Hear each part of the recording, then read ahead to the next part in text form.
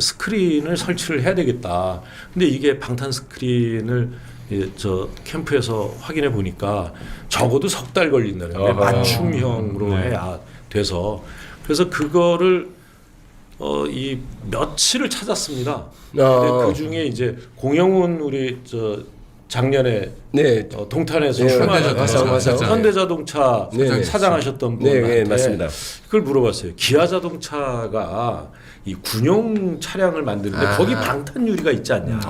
그 납품하는 회사에 혹시 재고라든가 이런 게 있을 수 있으니까 확인해달라.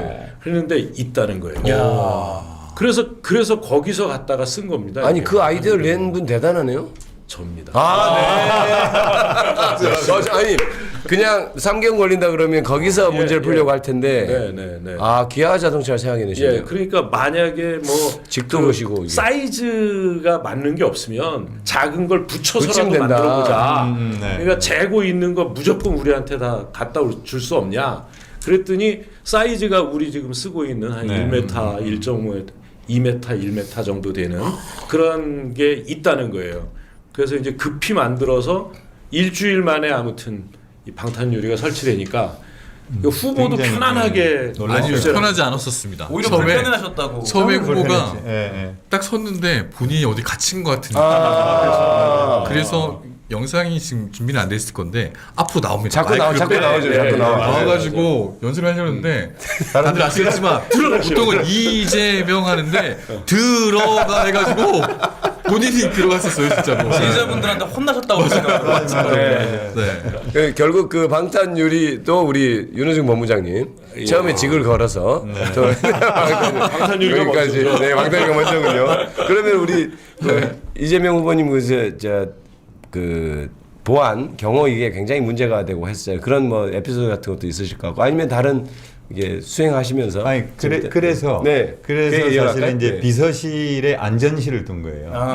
그래서 따로, 이제 후보실이라고 명명을 하고 이제 사선 중진 우리 이춘석 의원님을 후보실장 임명을 하시고 기존의 비서실 그다음에 안전실을 둬서 임호선 그 재선 의원님, 임호선 의원님이 경찰청 차장 출신이잖아요. 그리고 부실장에는 이상식 의원님을 임명을 했는데 부산경찰청장 출신이시고 그래서 아주 베테랑 경찰 출신을 임명을 했는데 임호선 의원님은 이 경호 업무를 해보신 분이어가지고 너무 잘하는 거예요. 그래서 처음 유세할 때 현장에서도 자세가 나온다고 그럴까요? 아주 일사불란하게 잘 해냈고요. 그리고 이 임호선 의원님은 저랑 뭐 행안위도 같이 하고 그랬는데 정말 유하고 그런 분인데 딱 일을 할 때 보니까 후보님이 연설을 하면은 후보님을 쳐다보는 게 아니고 우리 다 후보님을 쳐다보잖아요. 그런데 청중 쪽을 바라보는 거예요. 확실히 몸에 딱 배어 있더라고요. 전문가 그러면서 아니 체계가 딱 잡혀가지고 정말 후보 안전 문제에 대해서는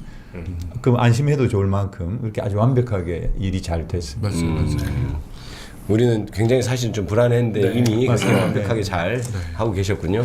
뭐 이런 일도 있었어요. 그러니까 울산 동구인데 동구에서 유세를 이번에 했었거든요. 근데 현장에 도착했는데 잠깐 대기하라는 거예요. 임호선님이 전화가 왔어요. 지금 내리지 마라. 뭐 문제가 좀 생겼다 해서 안전상에 문제가 생겼다 그러고 5분 전인데. 망원경. 그래서 후보한테 얘기할 수 없잖아요. 근데 잠깐 멈춰가지고 전 내려가지고 그 이춘석 지사님과 통화하고 근데 문제가 뭐였냐면 오피스텔 9층인가 거기에 뭔가 물체가 나오는데 이게 확인을 좀 해야 된다. 갑자기 뭔가 창문에 뭔가 있었던 모양이네요. 그래서 그걸 또 용기 좀 찾아내가지고 경찰들이 이제 망원경을 보다가 발견한 건데 정확하게 저게 총인지 뭔지 뭐 안 보이는 거예요. 식별이 안 되는 거예요. 근데 다행히 그 5분 안에 올라가서 확인했다고 하더라고요. 알고 보니 우리 지지자인데 망원경으로 우리 후보를 보려고 했던 건데 그걸까지 찾아내서 그러니까 그 정확하게 얘기를 하면은 그게 고전자 관측경이라는 거예요. 그냥 망원경이 아니고 그래서 이걸 쭉 보면 원거리에서 그게 이 표시가 돼요. 빨갛게 표적처럼. 누가 조준을 하고 있다 이렇게 표시가 되는 거예요. 그러니까 조준경으로 본 거지. 그렇지. 인식을 한 거지. 조준경으로 인식을 한 거지. 그래도 깜짝 놀란 거야. 그래서 막 그 경찰들 보내가지고 현장을 확인했는데 우리 지지자가 망원경을 들고 보고 있었다. 근데 그게 딱 잡힌 거예요. 야. 그래서 그만큼 아주 철저하게 이번에 했어요. 사실 이게 이렇게 얘기하면 재밌지만 웃지 못할 에피소드. 맞습니다. 사실 엄청 긴장된 그럼요. 상황이 순간 다 얼었었죠 진짜로.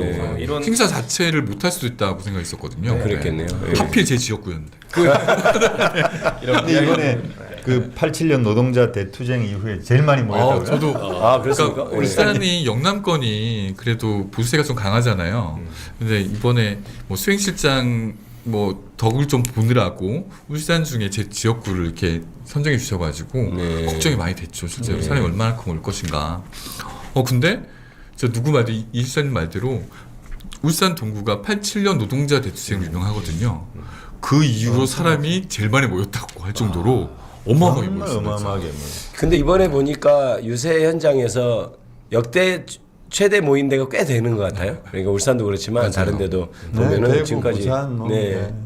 그렇습니다. 이게 예전에는 사람들 유동인구가 많은 곳으로 보통 유세차가 올라가거든요. 아시겠지만 왜냐하면 그래야지 사람을 좀 많이 있는 것으로 보이기 때문에. 그렇죠. 근데 이번에는 아시겠지만 아예 나대지 그냥 큰 광장 아하. 그냥 통으로 그냥 공간이 있는 곳. 네. 그게 약간 자신감의 표현, 맞습니다. 그러니까 자신감 표현이죠. 사람은 어차피 모이기 때문에 네, 어차피 모일 거다. 안전의 문제를 생각하면 그렇죠. 그냥 안전과. 딱 펼쳐지는 곳으로 네.